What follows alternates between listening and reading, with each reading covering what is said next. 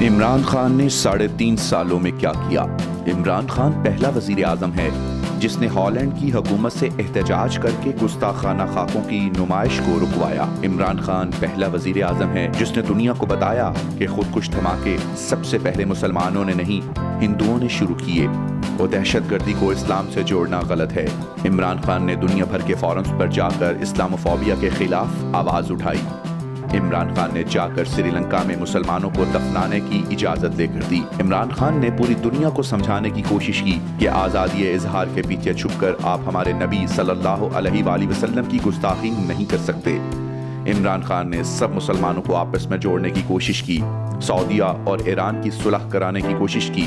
عمران خان نے فحاشی کے خلاف آواز بلند کی اور ترکی کے اسلامی ڈرامے دیکھنے کی تلقین کی اور اس کا اہتمام کیا۔ عمران خان نے ختم نبوت کو بچوں کے سلیبس میں شامل کروایا۔ عمران خان نے مدینے کی ریاست بنانے کی بات کی، پاکستان کو سپر پاور نہیں بلکہ فلاحی ریاست بنانے کی بات کی۔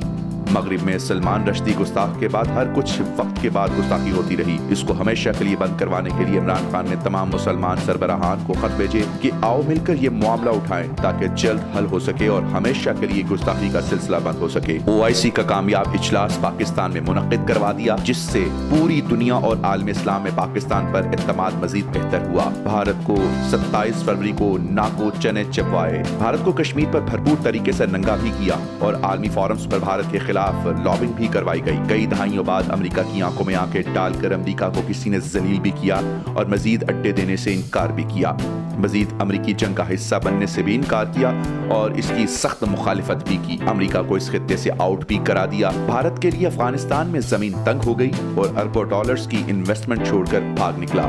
ٹیکس کلیکشن 3 سال پہلے 3400 ارب روپے، پچھلے سال 4700 ارب تھی، جو 2022 کے لیے ہدف 6400 ارب روپے رکھا گیا تھا۔ ڈیم 51 سال بعد 12 ڈیم۔ تعلیم سارے پاکستان کے لیے یکساں نصاب، 5ویں جماعت تک بطور سبجیکٹ قرآن پاک کا ناظرہ لازمی کرا، 6ٹھی کلاس سے 12ویں تک بطور سبجیکٹ قرآن پاک کا ترجمہ لازمی کرا ورنہ امتحانات میں کامیابی ناممکن۔ پرائیویٹ سکولز کو بھی اس کا پابند کیا گیا۔ معیشت کورونا وبا کے باوجود جہاں دنیا کی معیشتیں سکڑ گئیں، پاکستان کی معیشت اقوام متحدہ اور موڈیز کے مطابق 2022 میں پاکستان کے GDP 4.4 ہو گئی۔ عالمی مالیاتی اداروں کا پاکستانی معیشت پر اعتماد کا اظہار۔ حکومت سنبھالتے ہی خزانہ خالی ہونے اور بیرونی قرضوں اور ان کے سود کی ادائیگیوں کی وجہ سے 3 سال میں مختلف عالمی مالیاتی اداروں اور ملکوں میں 36 ارب ڈالر قرض لیا گیا، جس میں 29.75 ارب ڈالر قرضہ واپس بھی کیا گیا۔ سیمنٹ کی سیل میں 242% اضافہ، گاڑیوں کی سیل میں 100% اضافہ، موٹر سائیکل کی سیل میں 3 گنا ریکارڈ اضافہ، ٹریکٹر کی سیل میں ریکارڈ اضافہ، ایگریکلچر کسان کو 1100 ارب روپے اضافی ملے۔ گنے کی قیمت جو 70 سالوں سے 150 سے بڑھ نہ سکی تھی اسے بڑھا کر 280 روپے من کر دیا، اور گندم جو 1300 روپے سے اوپر نہیں جا سکتی تھی آج وہ 2000 روپے من سے تجاوز کر چکی ہے۔ یہ قیمتیں غریب کسانوں کو فائدہ دینے کے لیے بڑھائی گئی جس سے 1100 ارب روپیہ کسان زمیندار طبقے کو زیادہ ملا۔ کسان کو کسان کارڈ جس کے ذریعے سبسڈیز براہ راست کسان تک پہنچ جائیں گی۔ نیب ریکوری 290 ارب روپے 18 سال میں، 534 ارب روپے 3 سال میں۔ غریبوں پر خرچ پہلے صرف 110 ارب روپے، اب 260 ارب روپے۔ احساس پروگرام میں 70 لاکھ خاندانوں کو 13,000 روپے دیے گئے اور مزید یہ سلسلہ چلتا رہے گا۔